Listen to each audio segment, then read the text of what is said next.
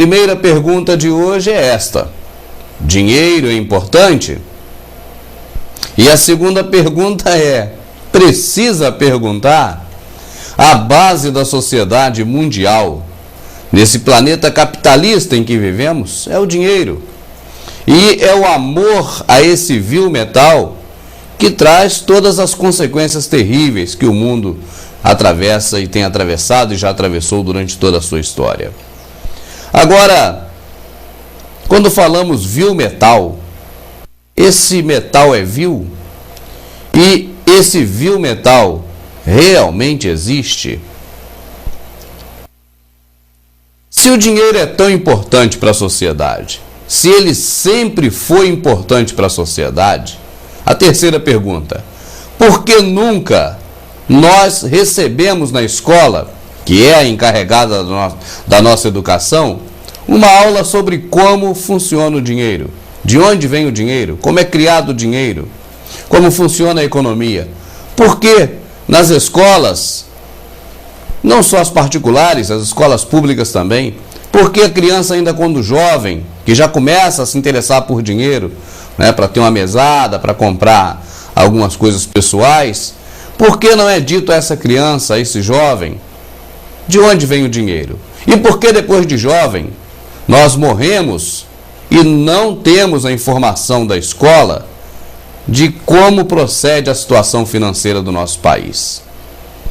E mais além disso ainda, por que que a televisão, que se diz tão preocupada em informar, em manter a sociedade bem informada, que tem grandes obrigações de informar ao cidadão, por que nunca falaram de onde vem o dinheiro? O que eles têm a esconder sobre isso, hein? O que eles escondem de você, o Verdade Oculta traz à luz da verdade. Vamos assistir.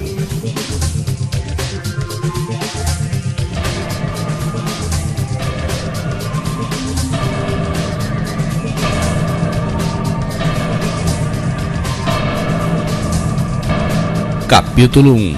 Introdução. Dois grandes mistérios dominam nossas vidas: amor e dinheiro. O que é o amor? É uma questão que tem sido sempre explorada nas histórias, na música, nos livros e nos filmes. Mas o mesmo não ocorre quando se trata da questão: o que é o dinheiro? Não é nenhuma surpresa o fato de que a teoria monetária não tenha inspirado nenhum filme de Hollywood. Na verdade, não é nem sequer mencionada nas escolas em que a maior parte da população frequenta. Para a maioria de nós, a questão de onde vem o dinheiro nos faz lembrar uma figura da Casa da Moeda imprimindo notas e estampando moedas. A maioria de nós acredita que o dinheiro é criado pelo governo. É verdade, mas apenas em um ponto. Aqueles símbolos de valor em metal e papel que geralmente pensamos como dinheiro, de fato são produzidos por uma agência do governo federal chamada Casa da Moeda. Mas a grande maioria do dinheiro não é criada pela Casa da Moeda. Ela é, na verdade, criada em enormes quantidades diárias em empresas particulares conhecidas como bancos. A maioria das pessoas acredita que o empréstimo de dinheiro feito pelos bancos é garantido por eles pelos depósitos realizados. Fácil de verificar, mas não é verdade. Na verdade, os bancos criam o dinheiro que eles emprestam não dos próprios ganhos dos bancos, não do dinheiro depositado, mas diferentemente da promessa de pagamento do tomador do empréstimo. A assinatura do contrato pelo tomador do empréstimo é uma obrigação de pagar ao banco a quantia que pegou emprestada adicionada de uma taxa de juros, ou perde a casa, o carro ou qualquer outro ativo que possa ser penhorado como garantia. É um grande compromisso do tomador de empréstimos. O que a mesma assinatura requer de um banco? O banco, como num passe de mágica, faz com que a quantia emprestada passe a existir apenas a subscrevendo na conta bancária do tomador. Parece forçação de barra. Certamente não pode ser verdade, mas é. Para demonstrar como esse milagre de um banco moderno ocorre, consideremos então uma fábula. Capítulo 2. A fábula de Goldsmith. Em vários momentos da história, qualquer outra coisa era usada como dinheiro. Tinha apenas que ser de fácil transporte, que uma quantidade suficiente de pessoas acreditasse que mais tarde ele poderia ser trocado por coisa de valor real, tal como comida, roupa e abrigo. Conchas, sementes de cacau, pedras preciosas, até mesmo plumas foram usadas como dinheiro. Ouro e prata eram atrativos, maleáveis e fáceis de serem trabalhados, tanto que algumas culturas tornaram-se especialistas em lidar com esses metais. Goldsmith fazia negócios de maneira muito fácil, juntando moedas, padronizando unidades destes metais cujo peso e genuidade eram certificados. Para proteger seu ouro, Goldsmith precisava de um depósito caixa forte. Logo depois, seus concidadãos estavam batendo na sua porta. Queria então alugar um espaço para guardar suas próprias moedas e objetos de valor. Logo em seguida, Goldsmith estava alugando cada prateleira da sua caixa forte e ganhando uma pequena quantia em seu negócio de alugar espaços. Os anos se passaram e Goldsmith fez uma astuta observação.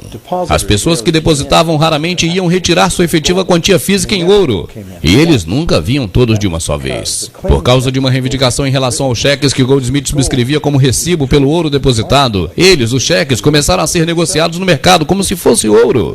Esse dinheiro de papel era muito mais conveniente do que as pesadas moedas, e as quantidades poderiam simplesmente ser escritas ao invés de trabalhosamente contadas uma por uma a cada transação financeira. No entanto, Goldsmith desenvolveu um outro negócio. Ele emprestava o seu ouro cobrando juros. Muito bem, como o prático cheque reivindicado passou a ser aceito, os tomadores começaram a pedir pelos empréstimos em forma desses cheques, ao invés do verdadeiro metal. Como a indústria expandia cada vez mais pessoas passaram a pedir empréstimos para Goldsmith. Isso lhe deu uma ideia ainda melhor. Ele sabia que apenas poucos depositantes apareceriam para retirar o seu ouro. Logo, Goldsmith imaginou que poderia facilmente se livrar dos empréstimos atrelados aos seus depósitos em ouro, além dos seus próprios. À medida que os empréstimos eram pagos, seus depositantes não estariam mais informados do que antes, e nem em pior situação. E Goldsmith, agora mais como banqueiro do que artesão, faria lucros muito maiores do que poderia quando emprestava somente o seu próprio ouro. Por anos, Goldsmith secretamente faturou uma boa fortuna, com juros cobrados sobre os depósitos de cada pessoa. Agora um notável emprestador, ele rapidamente ficou mais rico que seus concidadãos, e isso começou a chamar a atenção. Cresceram as suspeitas de que ele estava gastando o dinheiro dos seus depositantes. Estes se uniram e ameaçaram retirar seu ouro se Goldsmith não revelasse a origem da sua riqueza. Completamente diferente do que poderíamos esperar, isso não se tornou um grande problema para Goldsmith. Apesar da fraude inerente ao seu esquema, a sua ideia funcionou. Os depositantes não tinham perdido nada. Todo o ouro deles estava ainda salvo no caixa forte de Goldsmith. Ao invés de pegarem de volta o seu ouro, os depositantes demandaram ao Goldsmith, agora como banqueiro deles, que ele dividisse, pegando uma fatia da arrecadação com juros. E aquilo foi o início das operações bancárias. O banqueiro pagava uma pequena taxa de juros sobre os depósitos de outras pessoas que ele em seguida emprestaria a uma taxa maior. A diferença cobria o custo de operação do banco e também a sua lucratividade. E a lógica desse sistema era simples. Parecia um meio razoável de satisfazer a demanda por crédito. No entanto, essa não é a forma pela qual os bancos trabalham nos dias atuais. Você observa que as coisas vão surgindo de forma meio que natural. E no decorrer do processo de naturalidade, da desenvoltura então dessa questão, é que as pessoas começam a observar que dá para tirar uma certa vantagem de uma forma ou de outra.